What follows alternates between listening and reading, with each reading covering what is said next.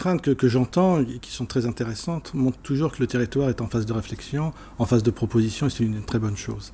Les craintes ont commencé, je dirais, après le 16 mars, lorsqu'on arrête le premier vol, et que les craintes commencent au premier carton qu'on pouvait ramener de Nouméa ou de l'extérieur. Après, il y a eu les containers, après, il y a eu les passagers, on a eu des problèmes d'Evassan, mais petit à petit, dans le cas du comice, on a su expliquer, on a su diluer les craintes par des réponses qui étaient scientifiques, des méthodes qui avaient fait leurs preuves. Et la meilleure preuve actuellement, c'est peut-être que s'il y a 196 pays sur 196 atteints par le Covid-19, Wallis et Futuna est toujours free Covid, comme on dit.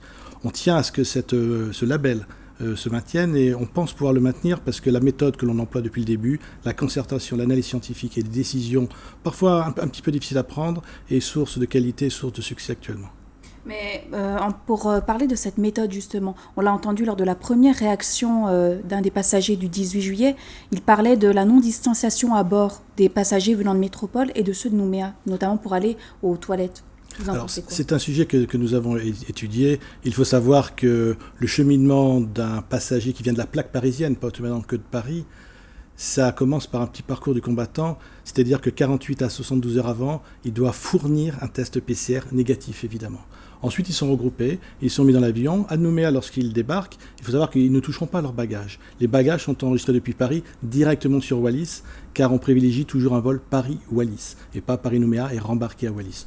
Donc vous voyez bien la notion d'absence de contact. Les gens, lorsqu'ils débarquent, sont mis un petit peu à part, dans une zone d'attente. Il n'y a pas de manutention de bagages. Quand ils rembarquent, et ce monsieur à juste titre disait qu'ils étaient au fond de l'appareil, alors petit détail, c'est qu'entre le bloc parisien et le bloc des gens qui viennent de Nouméa, qui sont aussi free Covid, il y avait 2 rangées, même je me suis renseigné, parce que c'était ce qu'on avait demandé, la rangée 16, 15 et 16 était libre de personnes.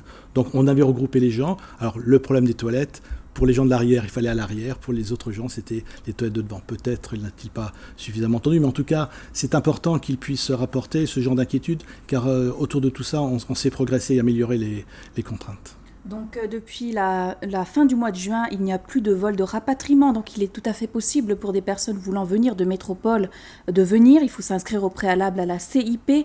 Est-ce que vous prévoyez de changer l'organisation prévue pour ces arrivées de passagers de métropole ou d'ailleurs, en dehors de la Calédonie? Alors nous avons une méthode qui a fait ses preuves, une méthode qu'on améliore et on ne change pas une équipe avec la CIP qui gagne, qui fait gagner l'ensemble.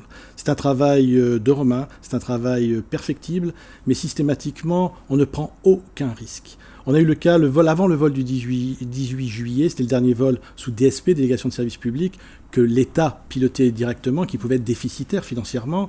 Il y a 4 personnes qui sont présentes à Paris sans avoir leur test PCR. Elles l'avaient fait, on n'a pas accepté qu'elles montent à bord, et il s'est révélé ensuite que les tests étaient négatifs.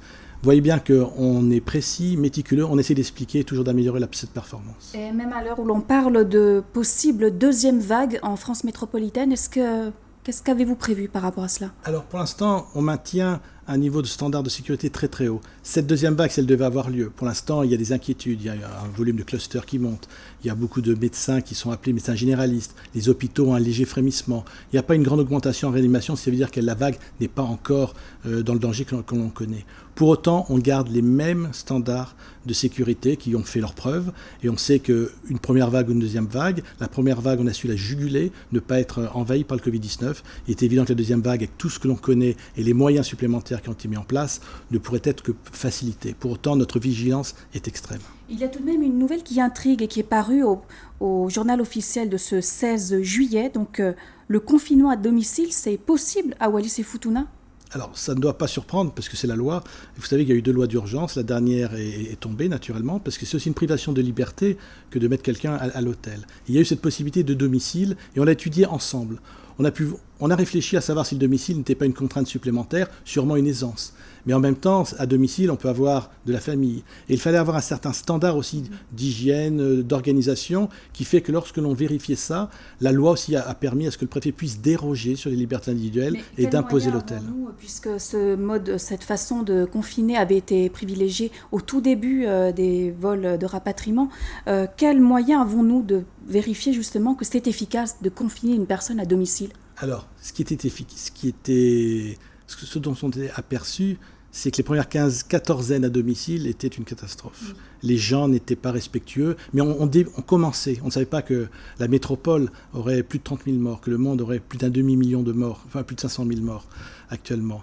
Et là, on a pris conscience qu'il fallait agir autrement, peut-être aider les gens à bien apprendre les gestes barrières, les gestes un peu techniques, le port du masque, et après d'organiser la vie sociale. Et je dois dire qu'on est à peu près à 500 personnes qui sont passées par des sas hôteliers flottants. 5% de la population a été en sas de Wallis et Futuna. C'est important, mais en même temps, on n'a eu aucun incident particulier, aucune personne s'est affranchie, les gens ont su comprendre et en même temps on a su leur expliquer bien avant. Nous avons des déclarations qui sont faites, ils les remplissent, ils savent avant d'arriver à Wallis et Futuna ce qui les attend, ils l'acceptent parfaitement. Vous voulez dire que vous privilégiez, alors vous l'en parle, même si ce confinement à domicile est possible, vous privilégiez quand même le confinement à l'hôtel? On privilégie le confinement à l'hôtel parce qu'il a fait ses preuves.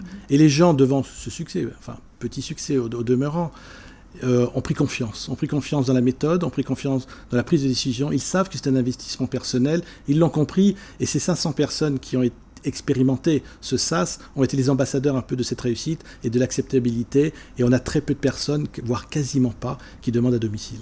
Et ces quatorzaines systématiques à l'entrée de Wallis et Futuna, vous les prévoyez jusqu'à quand? On va les prévoir. On a réussi à ouvrir un équilibre, un isopérimètre avec la Nouvelle-Calédonie, ce qui nous a un peu desserré, ce qui nous permet de respirer, de vivre économiquement, d'avoir un appui sanitaire, éducatif. On comprend bien, on revient presque à une vie quotidienne normale. On ne prendra aucun risque à s'ouvrir plus, c'est évident. Mais en même temps, il faut attendre le vaccin. C'est le bilan que nous faisons actuellement. Il n'y a pas d'immunité actuellement possible. On est très au fait des dernières actualités. J'ai un comité d'experts, de médecins qui renseigne le comice. Ensuite, on prend la décision. Actuellement, ça serait prendre un risque de ne pas continuer cette méthode qui a fait ses preuves. Et je pense que la meilleure solution, c'est d'attendre un vaccin.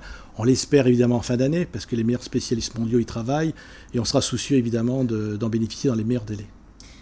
Vous avez été très sollicité cette semaine en dehors du Covid-19. Je parle notamment des blocages qui ont eu lieu au village de Mata-Utu. La situation a été débloquée, un accord a été trouvé hier. Qu'est-ce qui a été convenu avec le village ? Alors ce qui était convenu, mais pas qu'avec le village, j'étais entouré à juste titre par le Kivalu, représentant du roi, par le président de l'Assemblée territoriale, avec le Tui Mata-Utu.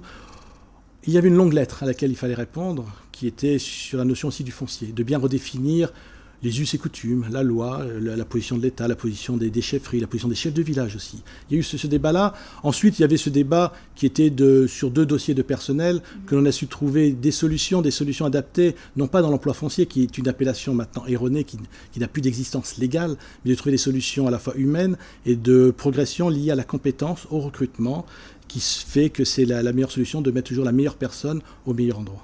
Donc, excusez-moi de reprendre l'expression, les 2 emplois fonciers revendiqués par Mata-Utu ont finalement pu aboutir, mais sous une autre forme. Ce ne sont évidemment pas des emplois fonciers, parce que ça voudrait dire qu'on détient un bien et on pourrait s'imposer et que quelqu'un d'autre déciderait. Il est important que le recrutement soit le recrutement à partir de bases de concours, à partir de jurys qui soient des écrits parfois évidemment anonymes, des entretiens oraux qui donnent la chance à tout le monde. On ne peut pas lier. C'est ce qui va se passer, ce qui a été totalement expliqué au Tui Mata-Utu avec Selaniaki qui était présent. Les gens ont compris qu'on veut donner le meilleur possibilité à chaque personne. Parfois, on a des problèmes d'employabilité, c'est-à-dire qu'on n'a pas le bon diplôme, mais on sait aussi faire attention aux gens. Il y a une solidarité qui existe, elle passe par le concours, la compétence, et elle a été parfaitement comprise. Monsieur le Préfet, merci. Nous aurons l'occasion d'en reparler très prochainement. Merci encore.